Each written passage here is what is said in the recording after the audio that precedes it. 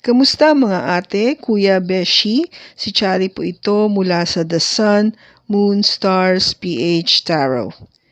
Ipapaalam ko lang po na ito po ay isang general read o pangkahalatang pagbabasa at maaring hindi lahat ay magtugma sa inyong sitwasyon. I-check din nyo ang inyong Moon, Rising at Venus sign. Baka doon mas tumugma ang read para sa inyo. At kung ang mensahe ay tama sa inyo, paki-like lang po at mag-subscribe kung hindi pa ninyo ito ginagawa. Okay, mag-umpisa na po tayo. Hello po mga ate, kuya, beshies. Kamusta na po kayo? Andito ulit ako si Chari para gumawa ng another reading. And this is for the sign of Sagittarius, Sun, Moon, Rising, and Venus. And of course, welcome po yung mga cross-watchers natin at yung mga bago po nating mga viewers. Tignan po natin ngayon kung ano yung mensahe na makukuha po natin para po sa taong 2024. Pero bago po ang lahat, bago po tayo mag-umpisa, ibabatiin ko kayo, mahal kong Saji, ng Happy New Year. Sana po naging masaya at masagana ang inyong pagdiriwang ng ating pagpasok po ng bagong taon. Kahit saan mang party po kayo ng mundo, pinagdarasal ko po na maging very abundant po sa inyong itong 2024. Okay? So, tingnan natin ngayon na mensahe makukuha natin para sa iyo, Saji.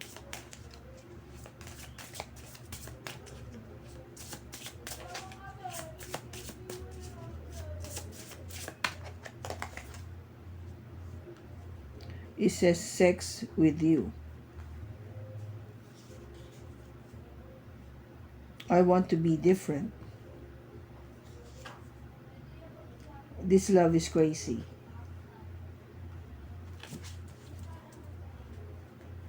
Okay, Saji. Well, obviously na yung relationship nyo is something na very intense and punong-puno ng passion and sexuality.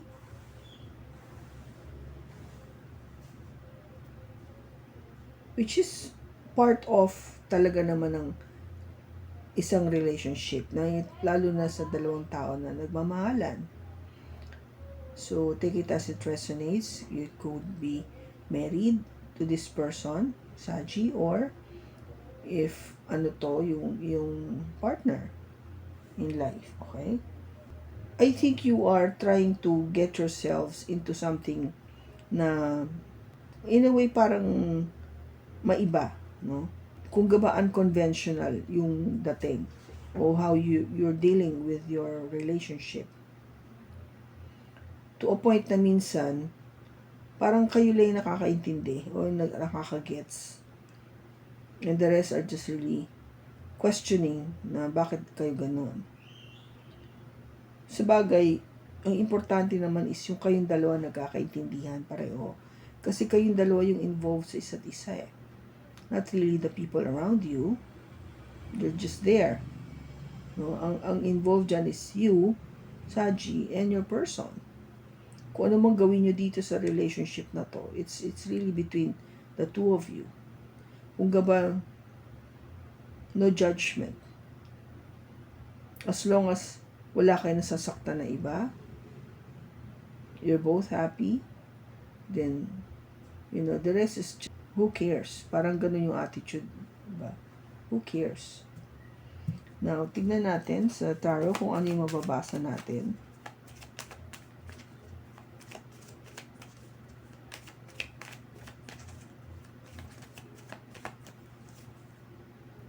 We have the Two of Wands, the Knight of Swords, the Eight of Swords, the Tower, and the Six of Swords. Bottom niya is the King of Cups. Okay, Saji. You wanted to find or to be with this person. Gusto mong ma-in love.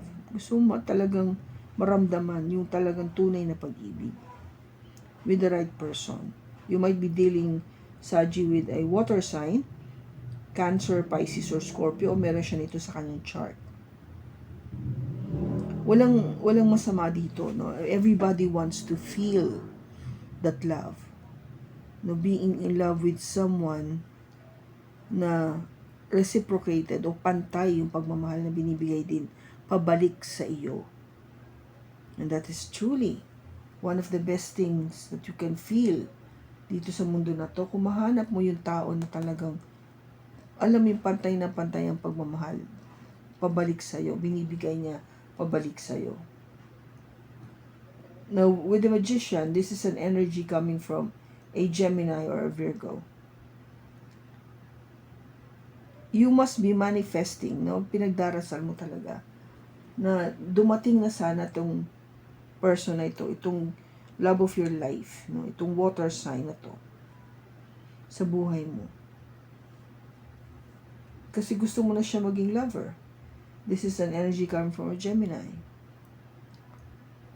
You wanted really love, Saji. Yun yung nakikita ko eh. You wanted love. And you wanted to feel love. You wanted love and passion at the same time. For you to feel yung ano na yun, yung warmth na yun, yung init ng damdamin to the right person. Yun yung gusto mong mangyari. O at least what you've been praying for or waiting for.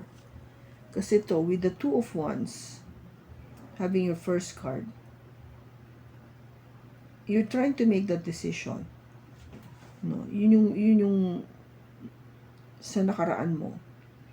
You're trying to make that decision. And we will clarify kung ano yung decision na yun, no? That you wanted to do. Which I think affects na nagiging problema ito. This is a problem or a challenge towards you with the Knight of Swords energy. Kasi gusto mo yung decision na to is maging mabilisang desisyon, kung ba. Mabilisan, yung quick thinking, quick decision. In other words, walang procrastination, walang pag-iintay, walang pagpaplano, walang re-research, mga ganun, no? Yung energy na, come on, let's do it now. Ganun ang dating niya. Now, with the Eight of Swords, para matupad ito, no? Yung decision, to make that quick decision, you have to keep yourself blinded by other things, no? You don't mind any other important matters. Kung gaba piniring mo na yung sarili mo, tinali mo na yung sarili mo sa mga bagay na dapat mong pinag-isipan. Okay? Dapat mong binigyan ng halaga. Kasi, kung hindi mo nga, isabihin yung tinuloy-tuloy mo itong energy na to, then definitely you will encounter something shocking. Something unexpected. Something na hindi mo naisip na mangyayari pala ito sa iyo.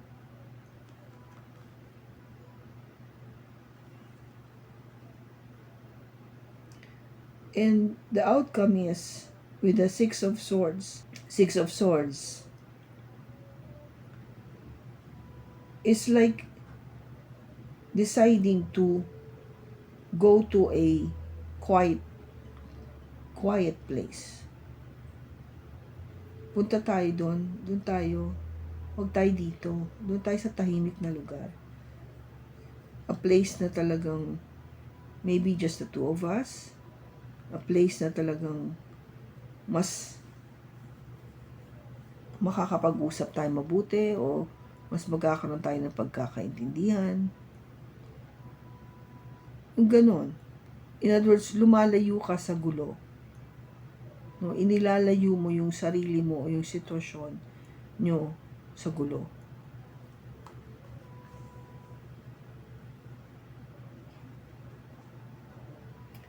Now, making that decision, something very fast, something that you are not really thinking quite clearly or straight. Maybe it's something to do with being intimate sa person mo. Kasi 'di ba ang nangyayari is kumapusok ka nga, 'di ba? Alam mo na pag nagkasama kayo, meron talagang pagkakataon na parang as if you're being tested, no, by destiny. Parang talagang nararamdaman mo na sinusubukan ka eh. Sinusubukan kung gaano ka kapusok, kung gaano ka kahina, gaano kainit yung iyong pagranasa, that desire to be with somebody intimate. And you know what I'm pertaining to. When I talk about intimacy, you know that I'm pertaining to sexual intimacy. Okay? So, yun yung, kasi sex with you, di ba? Hindi ka naman basta makikipagtalik sa isang tao na at least kahit papano, merong liking, no? Gusto mo yung tao. Hindi mo pa siguro, yung iba kasi talagang, wala lang, alam mo yun, yung, sige try natin, gawin natin. Kasi kung gawa ka, out of kapusukan eh, bata ka pa eh.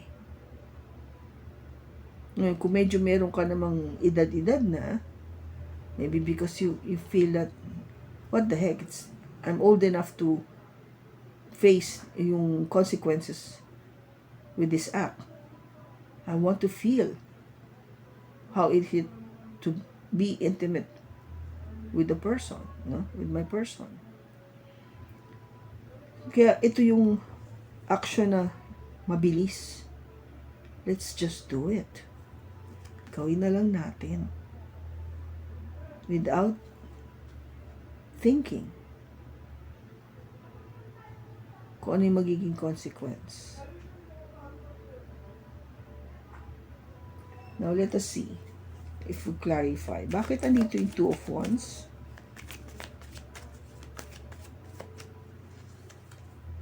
We have the Three of Pentacles, the Ten of Cups, and the Queen of Pentacles. You are trying to make a decision, Saji, about a commitment to be happy with the Queen of Pentacles, an earth sign, Taurus, Virgo, or Capricorn, or meron siya nito sa kanyang chart.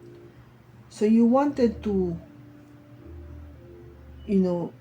work on this commitment para maging masaya kayo with your earth sign. You wanted all of this stability that you feel na kailangan ng relationship nyo. Okay? Now, bakit andito yung Knight of Swords? I think that wants to come out. We have the Queen of Wands. And then we have the Seven of Wands. And then the Judgment card. Now, gusto mo mabilis. You want something very fast moving. Speed, no? Ang inahabol natin dito. What? The Queen of Wands is all about passion. Diba sabi ko nga, passion. Pag sinabi mo kasi yung passion, definitely may intimacy yun. Okay? There's that feeling of that intimacy, the feeling that you wanted to be with someone and be intimate with. Now, the Seven of Wands is, syempre, initially, you want to protect yourself. No, medyo parang, teka muna, gusto ko, pero there is always that fear that something might happen. Yung consequences nga of getting into intimacy, na kung ano maging outcome niyan, are you ready for it? Yun ang tanong dyan eh. That's the judgment part. Are you ready for it? Kasi, kinukulit mo yung, or you're being kinukulit, no? take it as it resonates, Saji, either you or yung person mo, is parang nagmamadali nga na magkaroon agad na aksyon. Nagmamadali na magkaroon ng aksyon. Okay? Oo, gusto mo nun. You want it. You're open with the thought of it. But there's also that fear that something might happen and baka hindi ko kaya kung ano man yung magiging consequence. Okay? Or, ready na ba ako? Am I in that level or maturity to accept whatever consequences na maging outcome nitong act na gagawin natin? Now, bakit andito yung Eight of Swords? Bakit andito yung Eight of Swords? We have the Four of Wands, the Nine of Cups, and the Eight of Pentacles. Now, kasi nga, dahil yung kung ba parang kinubli mo yung sarili mo, you totally like, kung ga pinikit mo yung mata mo, you close your eyes to the fact kung ano man yung magiging outcome nitong gagawin nyo. Sinarado mo yung posibilidad o parang initsipwera mo yung probability na you should think first of really knowing the person that well, getting to the level of, hey, at least magkaroon tayo ng yung solid foundation tayo na may plano tayo magpakasal. No, parang hindi yung ito lang, para bang ano to ano ba yung tawag mo doon? Yung friends with benefits. Diba? Parang ganun yung dating. Wherein dapat, iniisip nyo, mahal ka talaga ng tao, may plano kayo dito. Proposal, marriage. In other words, yung future nyo. Ano ba yung future nyo? Ito lang ba gusto nyo? Kasi kung napag-usapan nyo yun, that would be such a wish fulfillment for you and for your person. Or I mean, at least one of you, no? Kasi ikaliligaya niyo yung pareho eh. And you know, you've worked hard for it. Yung relationship na yun, talagang tinrabaho niyo mabuti na maging maayos, matatag, pangmatagalan. Hindi yung pang sandali lamang. Bakit andito yung Tower? Bakit andito yung Tower? The Seven of Cups, the Chariot, and the King of Swords. Yung hindi mo inaasahan, no, na mangyayari eventually. Nagdala lang ng kaguluhan sa isip mo eh. Made you confused of moving forward, of finding out the truth, or speaking the truth. No? Yun yung parang, wow, hindi ko akalain to na pag ginawa pala namin yun, mas lalong nagulo yung buhay ko. Imbes na umusod ako forward, pakiramdam ko, parang may mangyayaring hindi maganda. It will hinder me moving forward something that is really stable. Now, bakit andito yung Six of Swords? We have the High Priestess, the Wheel of Fortune, and the Four of Cups. Alam mo, Saji, hindi pa huli. If the outcome here is saying na, I think you should decide to go to a much peaceful, o umiwas ka. This is basically pag-iwas sa isang sitwasyon na alam mong magulo. Parang binigyan ka dito ng pagkakataon to rethink of your situation with your person, or yung anong klaseng relationship na meron ka with your person. Kasi itong energy na to with the Six of Swords, diba? I told you na based on your intuition, naramdaman mo na things will change. Mababago talaga yung takbo ng mundo mo. And you will feel that you have ignored something that is very important in your life. And that is real love, yung totoong pag-ibig. Having a relationship with one true person that would truly loves you for who you are. No?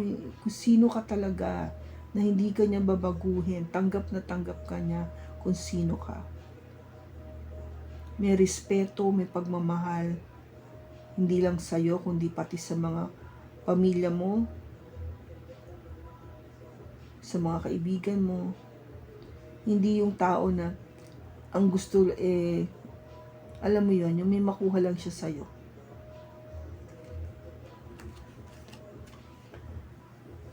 I think you are given this chance to rethink what will happen in case you are in this situation. Saji, take it as it resonates. Okay? Laging po ito sinasabi kasi alam po natin na this is a general read, pangkahalatan pong pagbasa. So, ibig sabihin, may mga portion dito na hindi applicable sa inyo. So, kunin nyo lang po yung applicable sa inyo at the rest kalimutan nyo. Kung ito naman talaga nagre-resonate sa inyo ng buo, then well and good. Kasi there is an important message here para sa inyo. Kung bakit nakikita natin ito ngayon sa mga cards, nasasabi ito sa iyo. At well, the most beautiful thing about it is you come across my channel na bigla mo nalang nakita yung reading na to. Parang as if pinaparating sa iyo without so much effort at all.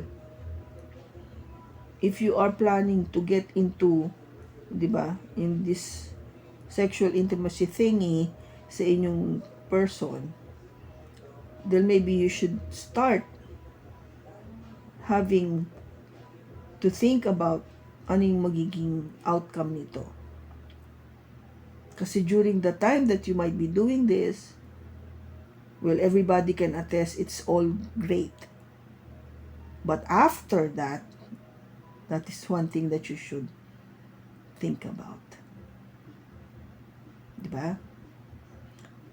Yeah, this love is so crazy. If it's crazy, then it's not the real thing. Hindi yan totoo. Dahil ang love ay hindi crazy. Love is so effortless. Pagmahal ka ng tao as if you are not really putting any effort at all. It flows beautifully to the two of you. Nagja-jive siya. Yun ang totoong pag-ibig. And don't give me that crap that you want to be different. We are all different in our own special way. Ano yung gusto mong kaiba-iba sa'yo? Isipin mo mabuti yun. Maybe the reason that you wanted to be different, kaya maybe, I hope, sana nga tama yung nararamdaman ko ngayon, you want to be different because you said no. You said no to your partner or to your person. This is not the time to do it. You know why? Because binibigyan mo ng halaga ang iyong sarili. You know your value. You know your self-worth. Hindi ka lang pang one night stand. You're more than that. Lahat tayo, we are worth of being loved ng totoo.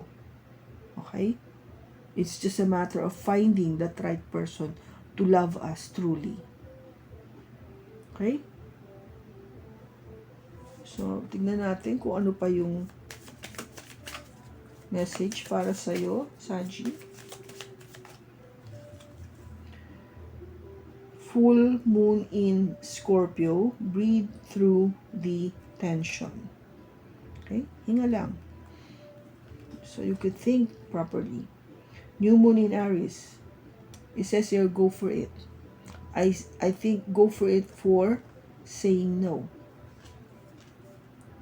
Last quarter moon in Libra, make time for self-love. Yeah? Mahalin mo yung sarili mo. Huwag ka magpatalo.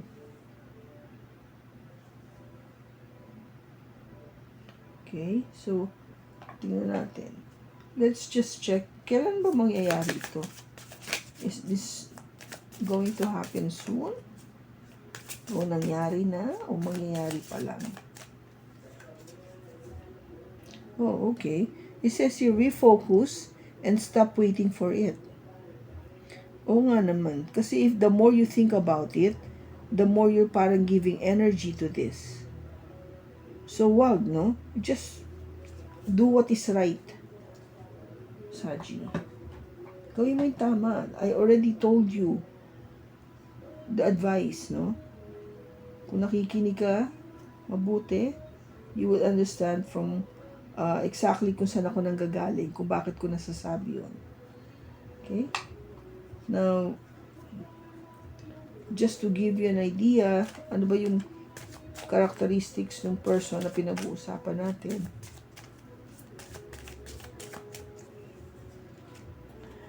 Well, for one thing, mahiyain siya. At least single, marunong sa pera, protective, maigsi ang buhok, mahilig mamasyal. Okay? So, yun yung ano lang naman, just some characteristics na might be associated dun sa person mo.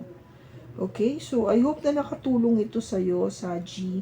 Maraming salamat sa pagsama mo sa akin sa pagbasa na ito. Sa susunod po muli, ingat ka and God bless.